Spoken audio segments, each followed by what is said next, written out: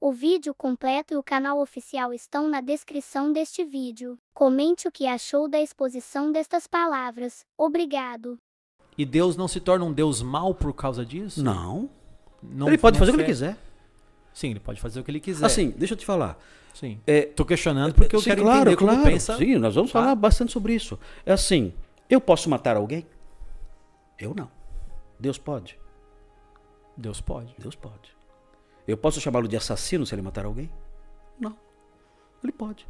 Ele matou no dilúvio um monte de bebezinho inocente. Quantos bebês tinha na arca de Noé? Do tempo da arca, né? É. Quantos bebezinhos recém-nascidos, inocentes, estavam na arca de Noé? Então, mas ali não foi um juízo de Deus? Sim, um contra juízo quem? de Deus contra um povo perverso, Sim, né? inclusive os bebezinhos, Inclusive os bebezinhos. que nunca tinham feito nada. Né? Ele salvou rato, salvou boi e cachorro. Ele não Certo. salvou nenhum bebê. O que ele é? Genocida? Já que é uma palavra tão atual, né? Ele é genocida? Não, ele faz o que ele quer. Ele faz o que ele bem entender. Né? Exemplo clássico. Filipenses 2,12. Olha só que encrenca, pastor. Olha só que encrenca. O texto fala assim: desenvolvei a vossa salvação com temor e tremor. Sim. O que significa isso? Seja Desenvolver. responsável. Sim. Seja responsável e desenvolva a sua salvação. Você, pastor, nós aqui, temos a responsabilidade dada por Deus, transcrita no texto sagrado, de desenvolver a nossa salvação. Ou seja, crescer na salvação que Deus nos deu, amadurecer. Olha como prossegue o versículo. Porque Deus é quem efetua em vós tanto o querer quanto o realizar. Opa. Soberania de Deus. Como é que eu concilio isso? Peraí, então se eu não desenvolver a minha salvação, a culpa é de Deus. Porque é Ele quem coloca em mim o querer e o realizar. Se eu não quis e não realizei, a culpa é de quem? É dele. Resposta da palavra de Deus: é sua. Mas como que é minha? Mas como, exatamente? Se foi Deus que decretou. Exato, é aí que está. Esse como, esse bendito como, que não quer calar, a Bíblia não responde. Então, um arminiano não responderia mais fácil essa parte? Eu sei no que sentido de dizer assim, Sim. olha, a responsabilidade é do homem, já que Deus querer e realizar ali, Deus efetua no homem o desejo, o homem tem que responder a esse desejo.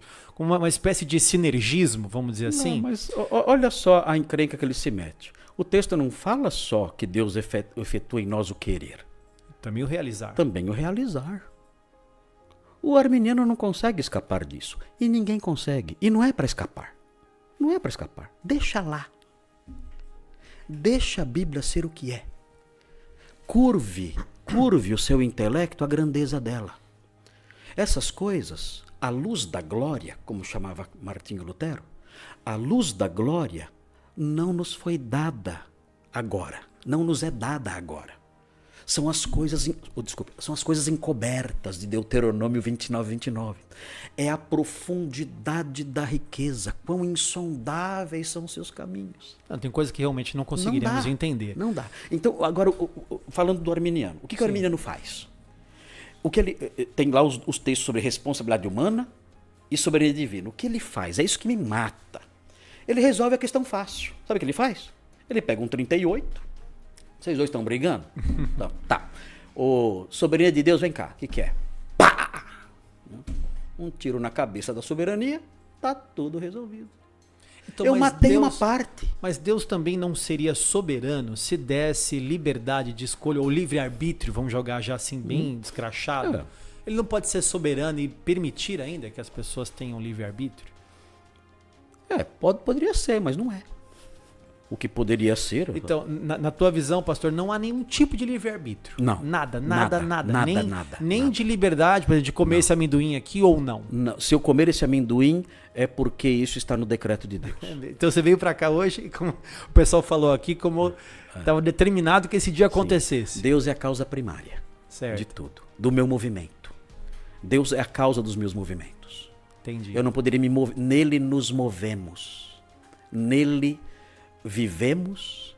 Nele nos movemos. Nele existimos.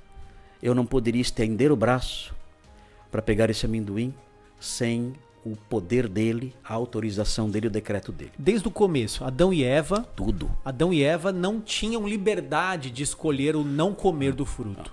Assim, eles tinham... Como é que eu posso dizer isso? Como que eu administro isso? Sim. Né? Eles tinham livre arbítrio, mas isso iria ser exercido nos limites do decreto. Deus decretou que eles caíssem. Deus decretou a queda de Adão. A queda de Adão. Eles tinham livre arbítrio dentro dos limites do decreto. Entendi. Então, olha como a coisa é. Porque o que eu fico pensando, pastor? Vamos lá. Estou engrossando o caldo aqui para o debate ficar bom. Né? Taca-lhe pau. Então, assim, se a gente está falando de Adão e Eva. Adão e Eva foram criados por Deus e Deus deu uma ordem ali. Não coma do fruto, porque se você comer desse fruto, Sim. eu vou te punir. Certo. Então Deus decretou que eles comessem e Deus os puniu porque ele comeu. Isso. Então, Deus que mandou, Deus que decretou e eles são punidos Isso. porque Deus mandou. Então, e a responsabilidade é deles. É deles, mas foi Deus que decretou. Isso. É isso aí. É isso que é insolúvel. É isso aí. Isso que é insolúvel. Romanos 9 tem um interlocutor imaginário que faz essa pergunta que o senhor fez. Sim. O Deus apóstolo, não é injusto? Exatamente. O apóstolo Paulo, quando ele escreve Romanos 9, ele imagina alguém fazendo perguntas para ele. O apóstolo Paulo imagina isso e ele cria um interlocutor imaginário que questiona a teologia dele. Aí ele fala o seguinte, no versículo 18 do Romanos 9, ele fala assim: logo, tem ele misericórdia de quem quer e também endurece a quem lhe apraz. Ok. Sim.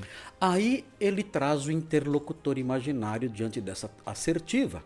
Ele traz o interlocutor imaginário para questionar isso. E olha o que o interlocutor imaginário diz. Tu, porém, me dirás. Esse tu é imaginário. Certo. De que se queixa ele ainda? Ou seja, por que Deus reclama então? Pois quem jamais resistiu à sua vontade? Por que Deus então se levanta e dá bronca nas pessoas? E pune. E pune as pessoas. Se ele decretou. E se queixa, se ele decretou, é ele quem endurece o coração. É ele quem decreta as reações das pessoas. De que ele se queixa?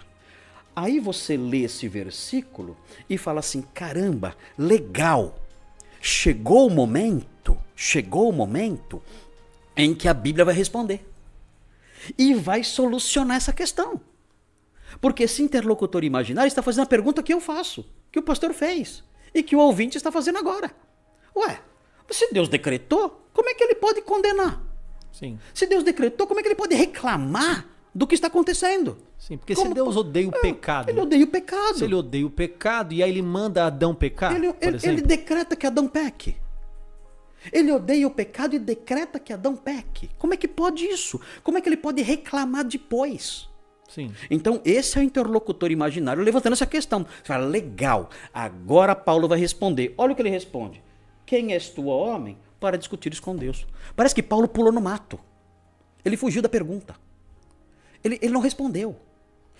Olha só, quem és tu, ó homem, para discutires com Deus? Paulo, diante dessa questão crucial que todo teólogo quer ver respondida, Paulo corre, por assim dizer, com todo respeito pela Escritura, né? Paulo corre, ele não responde, ele briga comigo, ele briga com você, ele briga com o ouvinte. Ele diz, quem és tu para discutires com Deus? E aí então, nós ficamos sem a resposta. E aí nesse mesmo texto, tá falando de pessoas que estão então predestinadas, decretadas por Deus para a salvação. Sim. E decretadas por Deus para a condenação. Sim. Deus decretou quem vai para o inferno. Deus escolheu e decretou quem vai para o inferno. Sim, exatamente. Sem dar a liberdade dessa pessoa escolhê-lo e amá-lo e aceitá-lo. A rigor, o que permanece no final é o decreto dele. E aí o interlocutor reconhece isso e fala, isso não faz sentido. Por que Deus está reclamando então se é ele a causa do sim e é ele a causa do não? Por que ele está reclamando então? E em vez de Paulo responder, ele briga com o leitor. Ele fala, quem é você para discutir com Deus? E ele prossegue, e ele vai chegar no final, e na sequência, e vai dizer, olha, a mente de Deus é insondável. Em algum lugar na sua mente essas coisas fazem sentido, na nossa não faz. Então, o que eu tenho que fazer? Eu tenho que me curvar. Eu tenho que abrir mão do entendimento meramente racional do meu cérebro limitado e saber que existe alguma informação que explica tudo isso, mas que Deus não nos deu. E isso significa viver intelectualmente pela fé. Eu creio que isso é justo e bom, mas eu não entendo. Eu creio sem entender. Certo. A Bíblia não responde. Então eu olho para isso, eu também não entendo. Eu também assim como o ouvinte está incomodado, eu também fico. Eu perdi noites de sono antes de me curvar a isso. Noites de sono. Eu tive um teólogo amigo meu, Stephen Kirchner, que disse para mim, calma, eu já passei por isso. É assim mesmo. Vai chegar um momento que você vai entender. Essa tensão é insolúvel, mas na mente insondável de Deus, tudo isso faz sentido. E talvez um dia nós entendamos isso. João Calvino chamava isso de douta ignorância. Ele fala, é o não saber douto. Porque esse não saber essas coisas têm um propósito. E o propósito não é desvendá-las. O propósito é nos humilhar e fazer com que adoremos ao Senhor pela sua insondabilidade. Obrigado por assistir. Inscreva-se no canal, curta e compartilhe. Ajude outras pessoas a conhecerem um pouco mais sobre a Palavra de Deus.